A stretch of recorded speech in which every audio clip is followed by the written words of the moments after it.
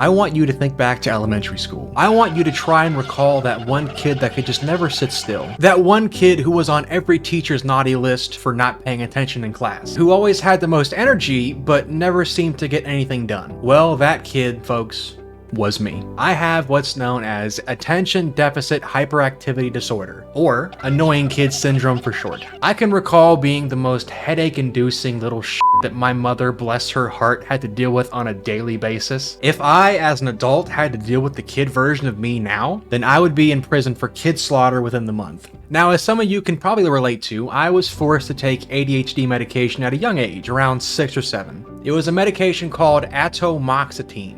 And fun fact, this medication is the entire reason why I still to this day cannot eat yogurt without getting sick. As a kid, I refused to swallow the pill itself, sometimes going as far as running out the door and missing the bus during the mornings. So my mother devised a strategy. Pour the powder inside the pill on yogurt and force me to eat that. I can tell you with 100% certainty it only worked once. And every single time after that was like a WWE SmackDown extravaganza at 6:30 in the morning. Now, the irony of taking this medication to help me calm down made itself abundantly clear very soon. It went a little something like this. Me is too hyper to pay attention in class. The teacher: I'm having your mother put you on medication. Me falls asleep in class from the side effects. The teacher: why aren't you paying attention? Now, your experience might be different from mine. I know results vary from person to person as far as medication and side effects go, especially when looking at different types of medication because there's a metric fuck ton. But atomoxetine in particular put me to sleep faster than one of Solid Snake's tranquilizer rounds.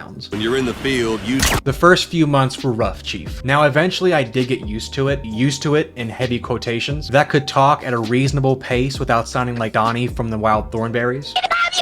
But one thing I never got over, and still struggle with to this day, is the inability to sleep properly. I have never in my entire life been able to just lay down and fall asleep on command. Anyone who can lay down and fall asleep within 60 seconds is not so much sleeping as they are in sleep mode. Because they are, in fact, androids from the future sent by Mark Lizardberg. To really give you an idea of what it's like, have a little peek behind the curtain. Last night I took melatonin around 3 a.m. last night to try and get some proper sleep. And by 5 a.m. I was so energized that I put the Duracell bunny to shame. I was woke. To be honest, it really sucks. I didn't leave my folks' place till I was 22, and for the most part, it felt like I had a pretty good grasp on getting to sleep and whatnot at a somewhat decent time. But the moment this brave soldier ventured out into his own little space, everything went to shit. And I don't mean the funny rubber toy brand shit that you can buy for 99 cents. I mean the Velma kind of shit. The stinky kind that everyone hates. My sleep schedule's messed up, my diet's gone to complete shit, my time management's all out of whack. I can never focus long enough to get certain things done involving schoolwork or pretty much anything else. Now, the reason I'm making this video is sort of to give myself the proper push in the right direction again, as well as just talk about my own personal experience and what I'm doing to fix myself, just in case anybody watching is struggling as well. I have a written sleep schedule that I've made for myself, as well as alarms just stationed all around my house, in my office, in my living room, that wake me up at a proper time instead of sleeping in like what usually happens. I've learned to cut my days and activities up into chunks. Now, I do this the day prior, so that way when I wake up, I know exactly what I'm doing and when. Because honestly, I can't tell you how many times I've just laid there after waking up, thinking and strategizing about everything that I could do today and everything I want to get done today, and eventually I just lay there for an hour and sometimes even fall back to sleep and be late for work. The patented lay and think about the universe. I keep only the proper foods like meats and veggies and have pretty much given up on eating stuff like chips, candy, that kind of stuff. Not a direct cause of ADHD, but it's more of a side effect that my health kind of went down in recent years. I'll be up till like 6 in the morning, and then when I get up, I'm very tired, and I'm thinking, you know what, man, I just